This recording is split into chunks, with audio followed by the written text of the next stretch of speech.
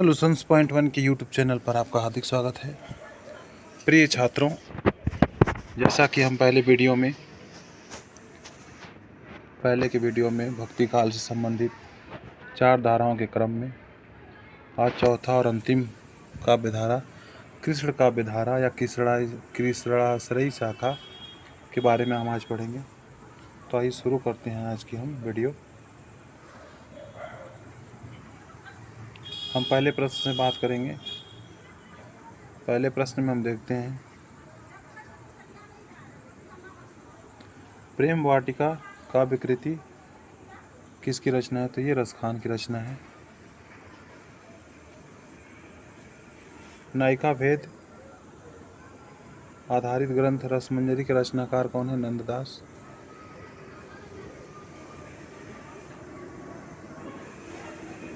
अष्टछाप का कवि कौन है?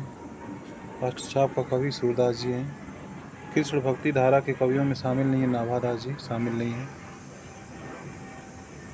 श्री वल्लभाचार्य ने जिस कृष्ण भक्ति को प्रतिष्ठित किया उसका दार्शनिक आधार क्या है? शुद्धाद्वैतवाद दर्शन इसका दार्शनिक आधार है। भ्रमर गीत प्रसंग का प्रतिपाद्य विषय क्या है? सगुण भक्ति की महिमा का निर्गुण का खंडन।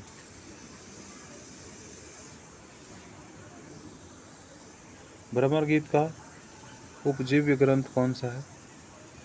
तो श्रीमद् भागवत जो पुराण है, श्रीमद् भागवत महापुराण भ्रमर गीत का उपजीव्य ग्रंथ है। रसमंजरी किस कवि की कृति है? नंददास की कृति है। सूरदास के कूट दृष्ट कूट पद किसमें संकलित है? साहित्य लहरी में।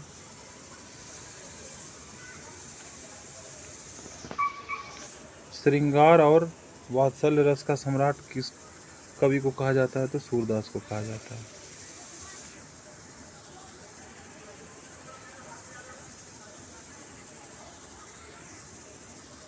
चैतन्य महाप्रभु गौड़ी संप्रदाय के प्रवर्तक आचार्य थे, ये ध्यान देने वाली बात है। अष्टछाप में कवियों की संख्या कितनी थी? अष्टछाप में कवियों की संख्या टोटल 8 थी। 252 वैष्णवन की वार्ता की भाषा क्या है? ब्रजभाषा। वह कवि जो अष्टछाप से संबंध नहीं है, नाभादास जी अष्टछाप से संबंध नहीं है। नंददास जी हैं, नाभादास जी नहीं है। विठल नाथ के शिष्य कौन से हैं? नंददास। चाकोछीन चतुर्भुज दास, गोविंद स्वामी नंददास और गोविंद दास, ये विठल नाथ के शिष्य है और अष्टछाप की स्थापना करने वाले कवि विठल नाथ ही हैं। अगले क्वेश्चन की तरफ हम आगे बढ़ते हैं। सूर सागर की रचना का आधार क्या है? श्रीमद् भागवत। अगले प्रश्न की तरफ बढ़ते हैं। अष्टछाप के कवि नहीं है। दामोदर दास अष्टछाप के कवि नहीं है। साहित्य लहरी के रचयिता हैं सूरदास। अष्टछाप के कवि नहीं है कौन? रैदास जी अष्टछाप के कवि नहीं है। रैदास संत काव्य धारा के कवि हैं, नहीं रामाश्रयी शाखा के भी नहीं है और कृष्णाश्रयी शाखा के भी नहीं है। ये ऑप्शन बिल्कुल ही निराधार है। सूरदास किस संप्रदाय में दीक्षित हुए थे? सूरदास जी पुष्टि मार्गी संप्रदाय में दीक्षित हुए थे। महाकवि सूरदास का जन्म स्थान सीही है। सखी संप्रदाय के प्रवर्तक स्वामी हरिदास। सूरदास के गुरु का क्या नाम था? वल्लभाचार्य। सूरदास ने श्रीमद् भागवत के 10वें स्कंद को आधार बनाया था।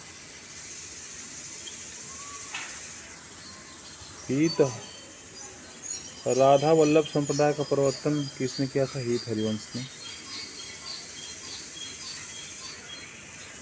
वह संत जो अकबर के बुलावे पर फतेहपुर सीकरी गया था? कुंभन दास जी।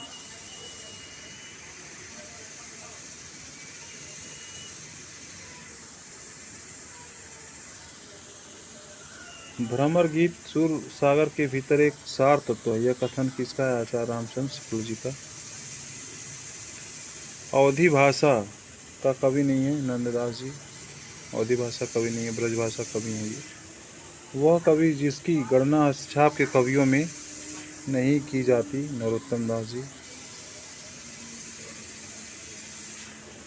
भ्रमर गीत में भ्रमर का प्रतीक कौन है, उद्धव। अष्टछाप के कवियों में पिता पुत्र कौन है, कुम्मन दास और चतुर्भुज दास। कुम्मन दास पिता और चतुर्भुज दास पुत्र हैं। वह कवि जो विठल नाथ जी का शिष्य है, चतुर्भुज दास। वह संप्रदाय जिसमें कृष्ण को प्रमुख स्थान प्राप्त नहीं है, राधा वल्लभ संप्रदाय में कृष्ण को प्रमुख नहीं माना गया है, राधा जी को प्रमुख माना गया है। शुद्धाद्वैतवाद दर्शन के प्रवर्तक आचार्य का नाम वल्लभाचार्य है। अष्टछाप की स्थापना करने वाले कवि कौन है, विठलनाथ। ये लगभग सभी परीक्षाओं में पूछे जाने वाले प्रश्न है, ये सारी परीक्षाओं में पूछे जाने वाले प्रश्न है। नंददास का पर्याय कोश ग्रंथ कौन सा है, तो अनेकार्थ मंजरी। मेरे नैना बिरह की बेल बई पंक्ति के रचयिता कौन है, सूरदास। रास पंचाध्यायी का रचयिता कौन है, नंददास जी। बिनु गोपाल बैरिनी भई कुंजे, यह पद किसका है, सूरदास जी का है। भ्रमर गीत सार में अलंकारों की प्रमुखता, सादृश्य मूलक अलंकार इसमें प्रचुर मात्रा में देखने को मिलते हैं। भ्रमर गीत सार के कौन से पदों में श्लेष और यमक अलंकार पाए जाते हैं, कूट पदों में श्लेष और यमक अलंकार पाए जाते हैं। भ्रमर गीत सार, भ्रमर गीत श्रृंगार रस काव्य का काव्य है, उपालंब काव्य, उलाहना भरे काव्य इसमें मिलते हैं।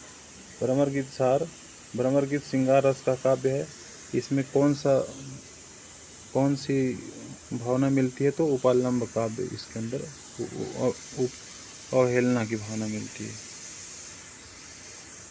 हरिदासी संप्रदाय के राधा कृष्ण है लोक निरपेक्ष हैं। वल्लभाचार्य जिस संप्रदाय के आचार्य हैं, उस संप्रदाय के प्रवर्तक कौन है, रुद्र जी। अष्टछाप की स्थापना हुई थी 1565 ईस्वी में। स्नेह लीला के रचयिता विष्णुदास। दोस्तों, आप all in one solutions point 1 का यूट्यूब चैनल देख रहे हैं। इसमें हम ज़्यादा विस्तृत रूप में पढ़ाएंगे तो बहुत सारे प्रश्न छूट जाएंगे, ये वीडियो बहुत लंबी चली जाएगी, इसलिए मैं कुछ महत्वपूर्ण प्रश्नों को आपके समक्ष रख रहा हूँ। आप इसको ध्यान से देखते जाइए और कमेंट बॉक्स में लिखिएगा कि आपको किस तरह के और प्रश्न चाहिए, तो मैं पूरी कोशिश करूँगा कि आप इसको पढ़ेंगे सुनेंगे और आपके लिए लाभदायी होगी। 84 वैष्णवन की वार्ता के लेखक गोकुलनाथ जी। 84 वैष्णवन की वार्ता का संबंध वल्लभ संप्रदाय से था। सूरदास रस का कोना कोना झाँकाएं, वात्सल्य रस के कोने कोने को झाँकाएं, सूरदास। विठलनाथ का शिष्य चतुर्भुज दास, पहले प्रश्न में आ चुका है ये।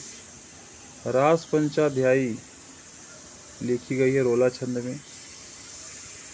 पुष्टि मार्ग की कवि कौन से हैं, सूरदास। वल्लभाचार्य का वेदांत सूत्र, वल्लभाचार्य का वेदांत सूत्र किस पर लिखा गया प्रसिद्ध ग्रंथ है, तो अणुभाष्य पर लिखा गया प्रसिद्ध ग्रंथ है। साहित्य लहरी की विषय वस्तु क्या है, नायिका भेद। नंददास की वह रचना जिसका संबंध नायक नायिका भेद से है, तो रसमंजरी।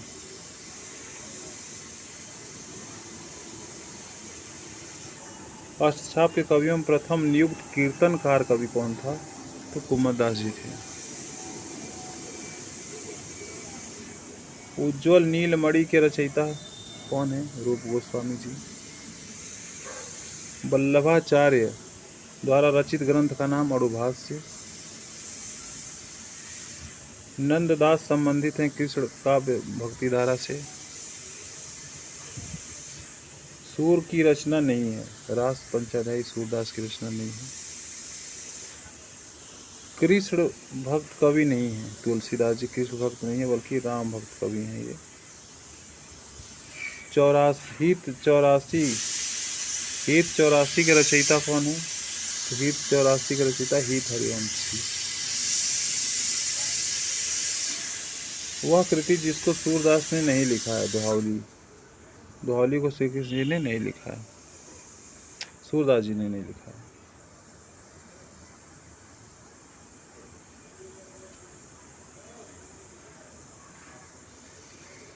आगे प्रश्न की तरफ बढ़ते हैं कि वह कृति जिसको सूरदास ने लिखा है, दोहावली। दोहावली तुलसीदास जी ने लिखा है। जुगलमान चरित नामक ग्रंथ के लेखक कृष्णदास। कृष्ण काव्य के प्रमुख कवि माने जाते हैं सूरदास जी, सर्वविदित तथ्य है ये। ध्रुव चरित्र के रचयिता कौन है? तो नरोत्तम दास जी ध्रुव चरित्र के रचयिता हैं। भक्ति काल के वह कवि जिसको जड़िया विशेषण से विभूषित किया जाता है, नंददास कवि जड़िया हैं। अष्टछाप की स्थापना सन 1565 ईस्वी में की थी विठलनाथ ने।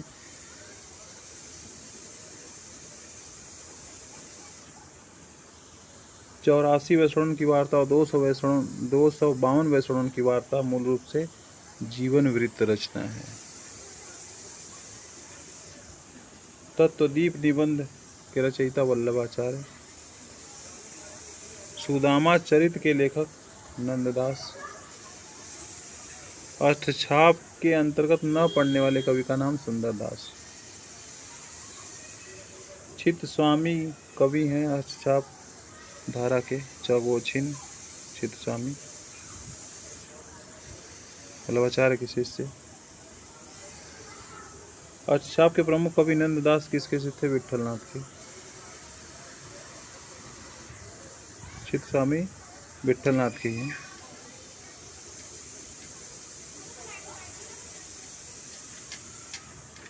कृष्ण काव्य धारा के प्रवर्तक स्वामी वल्लभाचार्य।